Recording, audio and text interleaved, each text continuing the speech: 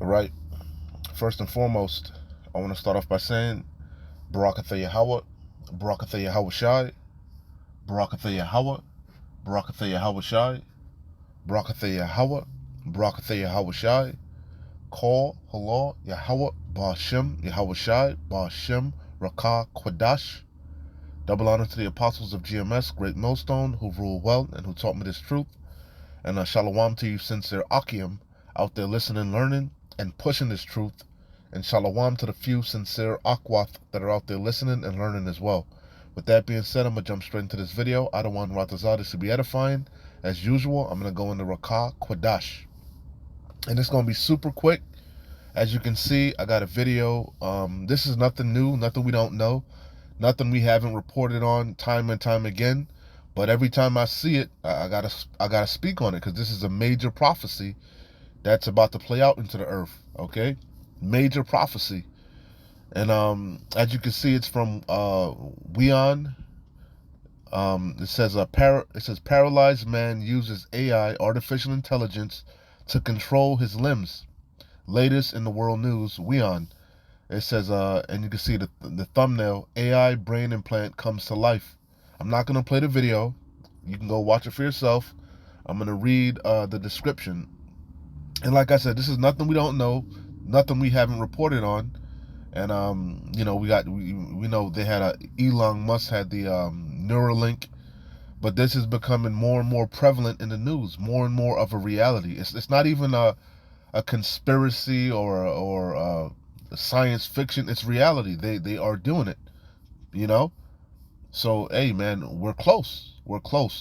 So it says the description reads, following a world first surgery that involved implanting an artificial intelligence powered brain implant that reads his thoughts and movement intentions and transfers them to an additional implant in his abdomen that stimulates the appropriate muscles to cause his body to move as his brain commands, a 46-year-old Swiss man who was paralyzed after falling on ice has some movement again.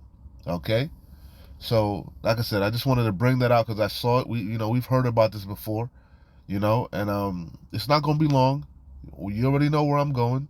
I'm not going to read verse 16 on down because you read that and you'll definitely get your video flagged for medical misinformation. So I'm gonna just read. This is, of course, we know this is Revelation 13. Salakia. This is Revelation 13. We know the main point is in 16 on down, right?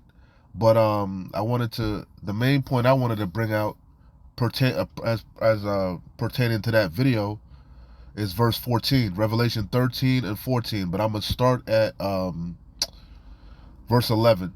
Okay. This is Revelation 13 and 11. And I beheld another beast coming up out of the earth, and he had two horns like a lamb, and he spake as a dragon. Okay, so we know it's going to mention the first beast in verse 12. The first beast we know was the Roman Empire. Okay, like the elder apostles always break down, we're living in the revival of the Roman Empire. We're living in the second leg of the Roman Empire. That's why you hear brothers say we're living in Rome 2.0, okay? You see? So the first beast was the ancient Roman Empire, and now we're living in the revival, as it's going to say, whose deadly wound was healed, okay? We know he was bound for 1,000 years. That was during the so-called Dark Ages, right? Then he came back into power during what? The Renaissance era, okay? That was Esau Edom's rise back to power. Okay, and he did what? He established the known world, and he's still in the power seat. But we're at the end of his kingdom. We're at the the last leg of it. The 10 toes of that statue that Nebuchadnezzar saw. We're at the 10 toes. Okay, and Yahushua is that rock that's about to bust this shit up. Okay, so it says, and he had two horns like a lamb, and he spake as a dragon. The two horns as a lamb represents that two-party system, just like they had in the ancient Roman Empire. The plebeians and the patricians, the same thing right now. You got the so-called Republicans and the Democrats. Okay, Like the brothers say, two wings on the same hateful bird, or I like to say, uh, two, different sides of the same coin. They all have the same agenda, and they come what speaking like a lamb. A lamb is a docile, peaceful creature. That's how this devil comes, like he has your best interests at heart. His words are smoother than butter, but war is in his heart. Just like right now, you got it's election year is coming up, and you got Creepy Joe and Donald Trump. They making their rounds, and you see, well, what do they do? What's one of the main places that's in the news right now that they're speaking at? The UAW, United Auto Workers, striking, right? They both made their way down there. Why? Because they came speaking as a lamb, like they got the people's best interests at heart. His words are smoother than butter, but war's in his heart. Never trust thine enemy. This man is ultimately what? A devil, a demon. The thief. He comes to steal, rob, and destroy. Okay, you know. So that's why it says, and he speak as a dragon, because a dragon is what? Cruel. Ultimately, he has draconian legislations, unrighteous decrees. That's what he's coming with. But he comes peaceably with what? That two-party system. So again, and I beheld another beast coming up out of the earth, and he had two horns like a lamb, and he spake as a dragon, and he exerciseth all the power of the first beast before him. Again, the first beast was the Roman Empire, right? And we're in the second leg of the Roman Empire. And the Roman Empire did what in the ancient world? They conquered the known world at the time. And that's what this beast has done through NATO and the EU. And America again is that whore that's riding the beast, and causeth the earth and them which dwell therein to worship the first beast, and whose deadly wound was healed. Because we're living in the revival of the ancient Roman Empire. Okay? And to worship the first beast, meaning its image, its system. Okay? Follow the same tenets, ideologies, philosophies. Okay? And he doeth great wonders, so that he maketh fire come down from heaven on the earth in the sight of men. And that started with what? Their planes. Yahweh Shai gave them the gift of flight. And what did they use it for? For war, ultimately. During the First World War, you had the gunners. They had flight, but they had actual men in the back, with shotguns, and they would, and then it advanced all the way to what? Machine guns and missiles. Ultimately, they were perfecting that sword to the what? Now they have the ultimate sword. Yahweh Shai's glittering sword, the missiles, the ICBMs. Okay, that's the ultimate fire coming down from heaven on the earth in the sight of men. When did that happen? Right at the end of World War II, when America dropped that nuclear bomb on atomic bomb, nuclear bomb, whatever you want to call it, on Hiroshima and Nagasaki. Okay, and he do it. But now let the weak say I'm strong. All these other nations have the great equalizer now, and plus Gog and Magog is coming to their defense. He's being a guard unto them. So we living in beautiful times. Like I said, we at the end of this man's empire, but there's a major prophecy that has to play out before the third woe officially kicks off. We're in the beginning stages of the third world's war, the third's woe. With this proxy war, things are getting hot and heavy, but the third's woe is not gonna officially pop off until the hour of temptation, which is in verse 16 on down. Okay, which is that day's quickly approaching. It says, and he deceived. That's the main point that I wanted. Verse 14, and he deceiveth them that dwell on the earth by the means of those miracles which he had power to do in the sight of the beast. Okay, and that's what this is all about. Like we said, a lot of you gonna take that charagma. You're gonna take that digital ool in you. Okay, you're gonna get it in you in your right hand, your left hand, or your forehead, as the scriptures say. Okay, and you're not gonna be able to operate in this man's society, his system, without it. All roads are leading to the charagma, whether you believe it or not, whether you understand it or not, whether you accept it or not. We're close. Okay. And a lot of you are gonna take it first and foremost because you want to keep keep on keeping on in this system. You want to keep your place in society, but also the miracles. That's the main point. The miracles. It does. He had. It's gonna do great things, as you see. Make a paraplegic walk. In the video, they were talking about how it made a blind man see. So that's what it means. He's gonna deceive you with his miracles. Okay, and deceive. Revelation 13 and 14.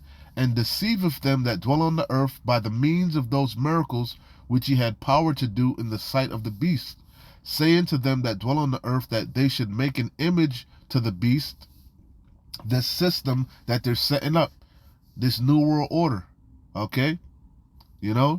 This digital system they're setting up. That's the image of the beast, not a picture of Caesar Borgia, okay? The image is this new world order that they're rolling out right in front of your eyes, which had the wound by a sword and did live. And that's the point, all right? Like I said, I'm not going to read the rest because, they'll definitely flag the video. But that's pretty much the point I wanted to hit about the miracles, okay? And we in that time, baby. We're in that time. So I'm going to close out here because we know there's no repentance from that, okay? If you take that charagma, you get it inserted into you, whether it be your right hand or your forehead, your left hand, your butt cheek, wherever you get. If you get this digital ool implanted in you, you will be destroyed. Thus saith Yahweh Bashim Yahushai, and I'm reading it. So I'm gonna close out here. Revelation 14 and 9. Revelation 14 and 9. And when you see Mark in verse 9, that's the same Mark charagma, okay? That digital ool, okay? That you know what, I ain't even gonna say it. The RFID, you know what, okay? That's the same mark that's in 13 and 16, okay? So it says Revelation 14 and 9. And the third angel followed them, saying with a loud voice, if any man worship the beast and his image, you bow to this system, okay? Because you're not going to be able to operate as as it tells you in 16 on down, Revelation 13, 16 on down, without it. You're not going to be able to work. You're not going to be able to eat. We know what it says. You're not going to be able to do anything without it. But a lot of you are gonna fold because you want to keep your place in this society, and also the miracles. You're gonna be deceived. He speak as a lamb, right?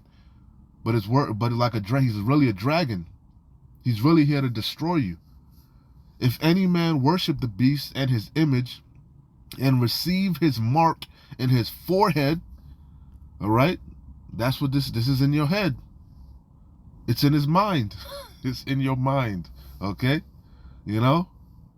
Hey, that's what that's talking about. We're right here, baby. We're close. If any man worship the beast and his image and receive his mark in his foot, it's an actual thing that's going to be inserted into you. Unlike Yahushai's mark, Yahweh Bashim Yahushai's mark, that's upon the elect, that thawah, that's a spiritual mark, exempt from judgment. But this mark here is an actual thing that's going to be inserted into you, the charagma. Okay? If any man or woman or child, anybody, if any man worship the beast and his image and receive his mark in his forehead or in his hand, the same shall drink of the wine of the wrath of Yahweh, which is poured out without mixture into the cup of his indignation, his righteous anger. Okay? And he shall be tormented with fire and brimstone in the presence of the holy angels and in the presence of the Lamb. You're going to take part of that second death, the lake of fire. Okay? You got a missile sandwich, as Elder Apostle Tahar says, waiting on you. Okay?